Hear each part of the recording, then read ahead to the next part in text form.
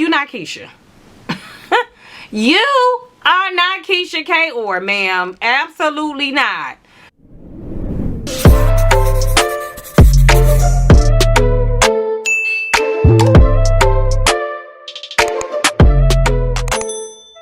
Greetings!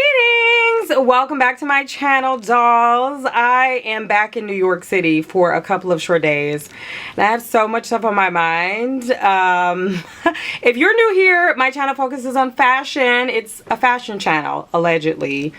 Travel and beauty. I'm a lifestyle girl, okay? And I love to yap. I'm a lifestyle girl who loves to yap, okay? In today's video, I'm going to be talking about a recent interview with The Breakfast Club featuring Kesha Cayor, the urban legend, and her husband, the icon Gucci Mane. Okay, if you have not seen it, please check it out. I don't want to, you know, I was going to say I don't want to tell you what it's about, but I'm about to tell you. So essentially, he's selling a book. We need to remember he's selling a book. And in that book, he is talking about his struggles with mental health. And on the podcast, he talked about just like what it means to struggle with mental health, kind of what he went through. He talked about fatherhood and how he's just so happy to be a father. And to me, I thought the interview was inspiring, specifically for black men who have a tendency and a track record for not being on top of their health in general, but also their mental health. There's so many black men that we are losing in their 50s and also 60s and beyond, but 50 is so early. We just lost D'Angelo, I know, to something entirely different.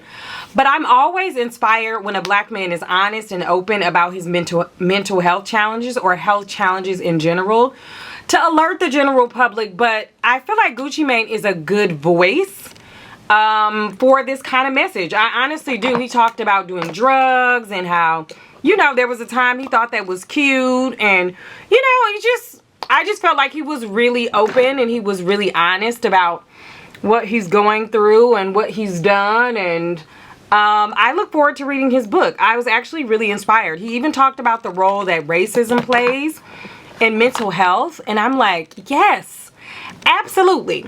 Now, what has the girls up in arms is his wife, Kesha Cayor. I'm not going to talk about that lady's looks. I think she's drop dead gorgeous. If she says she had a tooth infection, or she says she had an infection, or she says she had an allergic reaction, she had an allergic reaction. I really, you know, like, it is what it is. Okay? Shouts out to her. She's a beautiful lady, always been a beautiful lady. I think this interview for me was an example of the beauty of maturing. I think they're in their 40s and it's a beautiful thing. She talked about all the ways she is supporting him through his mental health journey. Now, I am of two minds about it. On the one hand, I really do support this. I think that it's very noble. It's what we should expect as partners, especially when you're being diagnosed while you are already married.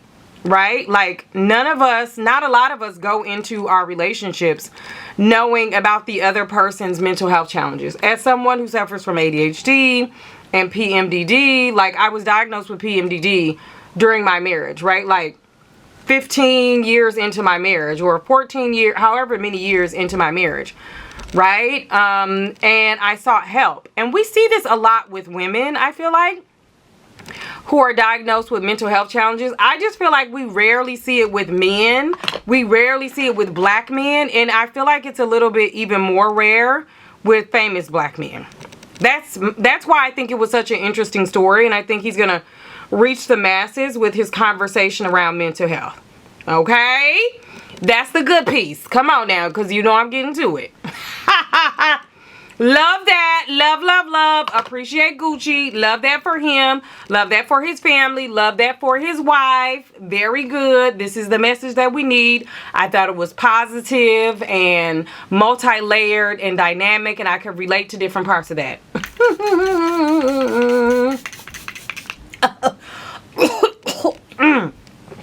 This and however, you are not Kesha Cayor. That man is not Gucci. that you're with. He doesn't have Gucci's money. He doesn't have Gucci's track record. He doesn't have Gucci's resources. And I don't want some of you girls who are already giving it up for a man on a shoestring budget to think now you need to be his caretaker, his mule, and, you know, carry the burden of his mental health challenges. No. Keisha runs businesses, but it's not like a 9-to-5. Do you understand? Some of you girls, okay, are waking up early, taking care of kids, 9-to-5, and now your husband is either diagnosed or undiagnosed with a mental health challenge, and you believe for better or worse, and you think that you need to be the mule of the earth. Please, don't do that. Keisha is in an exceptional position. For what she is doing, I support what she is doing in her very exceptional role. And her energy, her tenacity, she has the resources, it sounds like. I didn't for one second think that I had the whole story. Keisha seems like she's managing, and she's probably managing a team of people and nurses that are supporting and helping him. People say, oh, it's controlling. She's controlling the money. She's putting a hex on him. Whatever.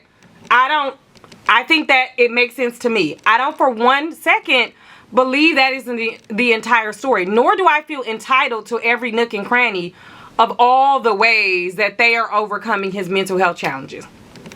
But I'm not going to lie. When a wealthy man, when a rich man that you've been with through prison and you have children with and y'all have a blended life and y'all have businesses together is now suffering from a mental health challenge, that is wholly and totally different from Pookie down the street. Hello, that works at the Amazon warehouse. I just want to be very clear about that. And I'm not saying that love across mental health can exist on the financial spectrum. It can, it will. I just don't want you girls, my girls, to go around thinking that it is normal and it is acceptable and it is okay. That's not what we're going to do. Okay? We're not going to normalize it. We're going to say that this is an exception and this is what happens. This is one of those things I believe that can happen when you have the resources. I don't suggest this for a working woman, a working class woman, a middle class woman. I don't think it would be wise to suggest a working class or middle class woman put herself through this type of rigmarole. I just really don't. I'm not saying leave your man that you love if he is diagnosed with a condition, but I am saying that a lot of us who grew up in working class and poor communities have seen men who are clearly need to be diagnosed with something, who clearly have an addiction probably to alcohol or drugs, who are engaging in recreational activities that are violent, that are challenging. And our default in a lot of those communities that I grew up in was to stand by your man. And that is actually antithetical and totally against the message that I try to promote on my page. My page and a lot of what I stand for is making sure that women understand that a part of choosing yourself actively is like dismantling the patriarchy, and so much of the patriarchy is about being rooted and staying with that man. Do not stay with that man if it is less than ideal conditions. Do not stay with that man if it is less than ideal conditions. Do you hear me? Less than ideal. Okay? Less than ideal conditions. They're like the default should be to be by yourself. The default should be alone. The default should be not partnered. Unless there is someone so exceptional that it allows you to come out of the comfort of being unpartnered and by yourself. That's what I believe. And so I think at our big age, it is really challenging to find a man. I believe, this is what the girls are telling me. I'm putting this pink all over my face, y'all. The pink is all over my face. I think it's really challenging at this age to find a man who has the resources, has the look, has all these things, and then to give over your time and your energy and your resources to that man because he is struggling with significant mental health challenges. Schizophrenia and bipolar is no joke, right? It requires a mental health professional. Do I think if you are married to a man of 7 years and he requires some mental health, he has some mental health needs, you should just leave that person? No, I think you give it a heroic effort. And I think you get some professional help.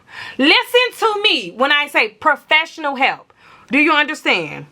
Whatever your money can buy. But I would be remiss if I thought it was something that could be what Kesha Cayor is doing.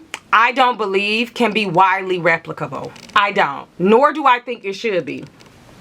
I think it is one of those privileges that should be reserved for the rich. Or I don't think it should be reserved for the rich, but I think it is reserved for the rich. We have to just be honest. Okay? We have to be honest with each other. This is not something that you should be going around doing because this is your man and you want to stand by your man. No, we've seen this movie before. We've seen Granny struggling with Grandpa after the war, and he came home with PTSD and all kind of things, and he's whooping on Grandma and whooping on the kids and doing all kinds of things. And yes, he is suffering from a mental health problem.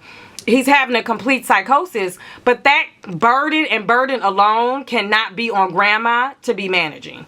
It should not have been on Grandma. And so there is something about learning from the history of the women around us that we have to carry with us. I think that, like, Kesha has the time and the energy. Do you understand? You not fit. Don't sit up here. Some of y'all watching this saying, I have the time and energy. No, you don't. No, you don't. You do not. You do not have the time and energy. Okay? That is not your burden. That's not what God wants for you. Reroute. Do you understand? Especially when you find out early on. Literally. A lot of these men's problem is that they actually are bipolar and schizophrenic. That's what, hello? It's a lot. That's what most of it. I'm not trying to diagnose these men.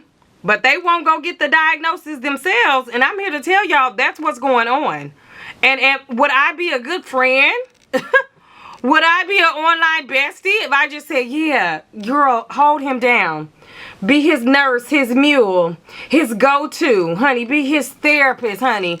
Okay? Financially provide while he's going through a complete psychosis, my God.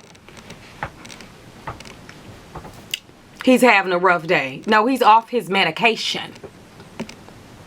He's having a rough day. No, he needs to go see a medical, mental health professional. That is not you. That is not you, sister. And we just have to be real and we have to be honest about that. Some people are saying, oh, you know, Kesha is being, you know, she's this and she's that. I'm not coming down on that lady because I think it's noble. Honestly, I would like to see more men do that for their wives, right? Because there are so many undiagnosed people in our community, specifically black women, who don't have the luxury of someone supporting them as they go get professional help. And so I actually would like to see more of that. But personally, I don't think there's anything wrong with what Kesha Cayor did. I don't think there's anything wrong. You just better not try it. You better not try it at home. You are not Kesha Cayor. You do not have Kesha Cayor's money. Do not try it at home. You don't have the coin. You don't have the time or the day. Do you understand? Kesha Cayor can probably divorce that man and get at least half of his money.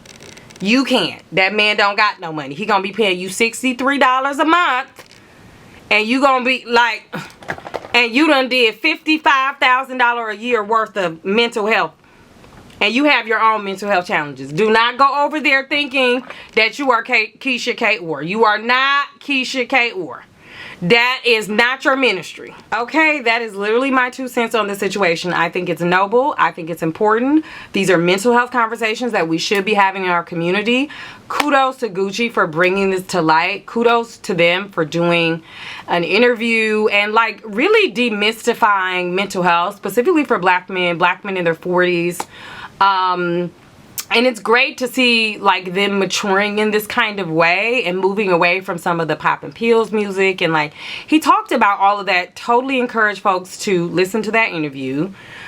Second, I actually think it's noble that Kesha is doing these things, that she's committed to him. She's committed to his mental health. I would love to see this more. I would love to see more men investing in their wives, in their partners, and talking about all the ways they're supporting their wives and their partners, especially because we know the child rearing burden a lot of times is on women. So I would love to demystify more and have like more open and honest conversations around mental health. And then lastly, you're not Keyshia.